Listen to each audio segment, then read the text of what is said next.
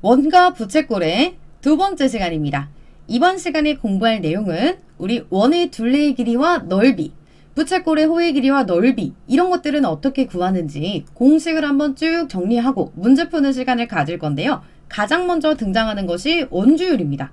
자, 우리 원주율이 무엇이냐면 얘는 처음 배우는 내용은 아니에요. 초등학교 때도 등장을 했었죠. 자, 우리 기억을 한번 살려보면 원주율은 3.14 1592 이런 식으로 쭉쭉쭉쭉 가는 규칙도 없고 한없이 계속되는 소수였어요.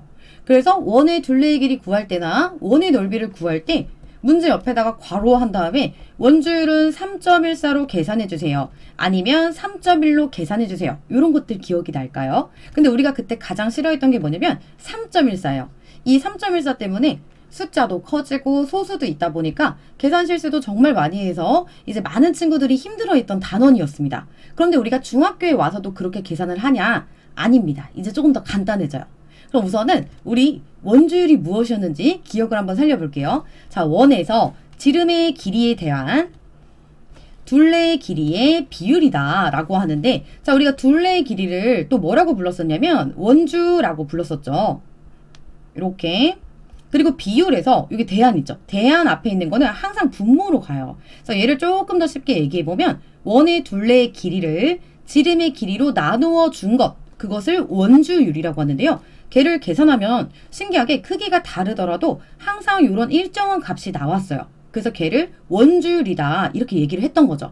그런데 우리 앞으로는 간단하게 표현할 거니까 이 원주율을 기호로는 이런 모양으로 써줄 거고요. 자, 얘는 읽을 때 파이라고 읽습니다. 그러니까 앞으로 3.14 이렇게 곱해주던 거를 그냥 파이 딱 써주면 되는 거예요. 그 계산은 훨씬 간단해지겠죠. 그래서 이렇게 표시할 수 있고, 그리고 여기는 선생님이 방금 얘기했던 거 한 번 더 정리해주죠. 원주율은 원의 크기에 관계없이 항상 일정하다. 그래서 우리는 앞으로 파이라고 하겠다. 요거 기억해주면 좋겠습니다.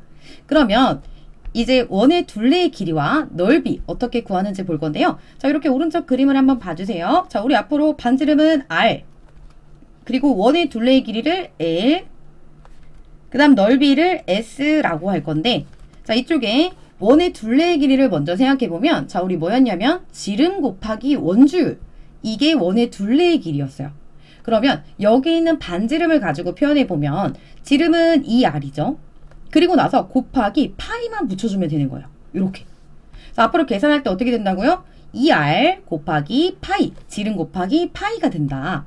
그리고 일반적으로는 2파이 R 이렇게 써줍니다. 그러니까 공식을 외울 때는 2파이 R 이렇게 외워주면 돼요.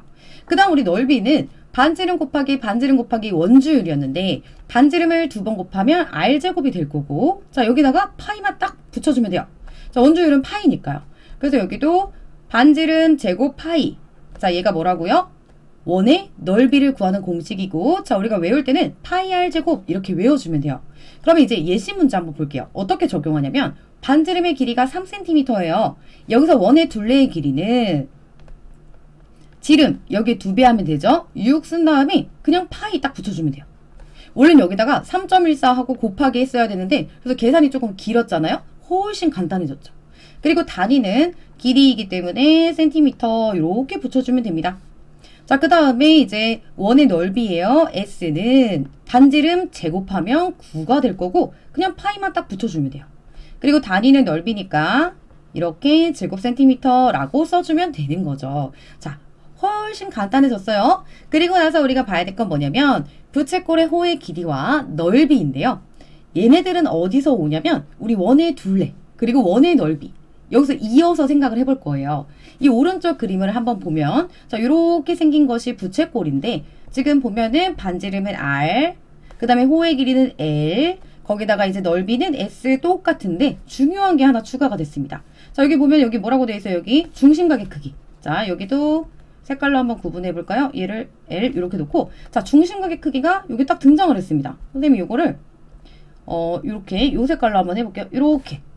이게 무슨 뜻이냐면 우리 지난 시간에 배웠던 내용 중에 그게 있었어요. 이렇게 부채꼴이 있을 때 호의 길이랑 넓이는 중심각의 크기에 정비례한다라고 했었죠. 그래서 우리도 여기서 부채꼴의 호의 길이를 구할 때 그리고 부채꼴의 넓이를 구할 때 원의 둘레의 길이 그리고 원의 넓이, 여기서 얼마큼 차지하고 있는지 그렇게 접근을 하는 겁니다. 그럼 먼저 호의 길이를 생각을 해볼게요. 자, 호의 길이는 이만큼이에요. 이만큼. 자, 얘는 우선 원이 이렇게 있을 때 이 원의 일부분이죠. 그러면 원의 중심각의 크기는 360도입니다. 그래서 우리가 비율로 생각해보면 여기 있는 이 호의 길이 요만큼은 원의 둘레에서 360도 분의 x도만큼 차지한다. 이렇게 접근을 한 거예요. 그러니까 여기 공식을 보면요. 부채꼴의 호의 길이는 원의 둘레에다가 뭘 곱하고 있어요? 360분의 중심각. 이걸 곱하고 있습니다. 그러니까 요만큼 차지해요. 이런 느낌인 거예요. 그러면은 이제 부채꼴의 넓이도 마찬가지죠. 원의 넓이를 딱 한 다음에 여기에서 이 원의 일부분이니까 얼마큼 차지해요? 360분의 중심각만큼 차지하고 있습니다. 요게 된 거예요. 그러니까 공식을 너무 어렵게 생각하지 말고 아 얘가 전체에서 이만큼 차지하니까 여기 뒤에 얘만 곱해주면 되는구나 이렇게 연결시켜서 외워주는 게 좋습니다. 그럼 여기도 예시 문제 한번 볼게요. 자, 우리 반지름의 길이가 3cm, 중심각의 크기가 60도인 부채꼴의 호의 길이를 먼저 구해보면 자, 뭘 생각하라고요? 원의 둘레의 길이를 먼저 생각해요. 그러면은 지름에다 파이 붙이니까 6파이가 될 거고 자, 여기서 얼마큼 차지한다고요? 전체 360분의 그 다음에 여기 중심각의 크기가 60도라고 했으니까 60만큼 차지합니다. 이렇게 해주는 거예요. 그럼 얘는 약분하면 6분의 1이겠죠. 그래서 여기 이렇게 곱해주면 파이가 되는 거예요.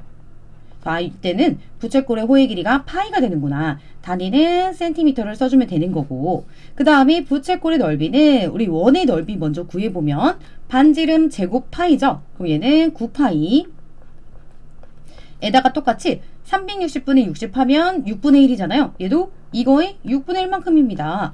그럼 약분해서 정리하면 2분의 3파이가 되는 거죠. 그리고 단위는 넓이니까 제곱 센티미터 이렇게 해주면 돼요. 어렵지 않죠? 그럼 그 다음에 볼 건 뭐냐면 이제 마지막 공식인데요. 부채꼴의 호의 길이와 넓이 사이의 관계인데 선생님은 이 공식 외우는 거 완전 추천합니다. 자, 이 공식은 중학교 1학년 때 딱 등장했다가 다음 학년부터는 잘 안 나와요. 근데 얘를 외우고 있으면 고등학교에서도 도움이 될 때가 있습니다. 이거는 반드시 외워주는 게 좋은데 언제 쓰는 거냐면 이 오른쪽 그림을 한번 봐주세요. 내가 이 부채꼴의 넓이를 구하고 싶은데 지금 쓸 수 있는 게 반지름이랑 그 다음에 호의 길이밖에 없는 거예요. 그러니까 중심각의 크기가 없어요. 이럴 때 넓이를 구해주세요 라고 하면 당황하지 말고 우리 2분의 1 RL 이렇게 외워주는 거예요. 2분의 1 RL은 2분의 1 곱하기 반지름 곱하기 호의 길이가 되는 거예요. 그럼 예시 한번 볼게요. 반지름의 길이가 4cm, 호의 길이가 파이인 부채꼴의 넓이를 구해주세요 라고 하면 이 공식을 모르면 당황해요. 중심각의 크기가 없는데요. 이렇게 되는데 자, 이때 S는 딱 한 다음에 2분의 1에다가 뭘 곱해줘요? 반지름 곱해주고요. 그리고 호의 길이 딱 곱해주면 얘가 부채꼴의 넓이가 되는 겁니다. 자, 이거 계산하면 2파이가 될 거고 넓이니까 단위는 제곱 센티미터 이렇게 붙여주면 되겠죠? 그럼 지금 선생님이랑 정리했던 공식들을 가지고 문제를 풀면서 적용해 보도록 하겠습니다.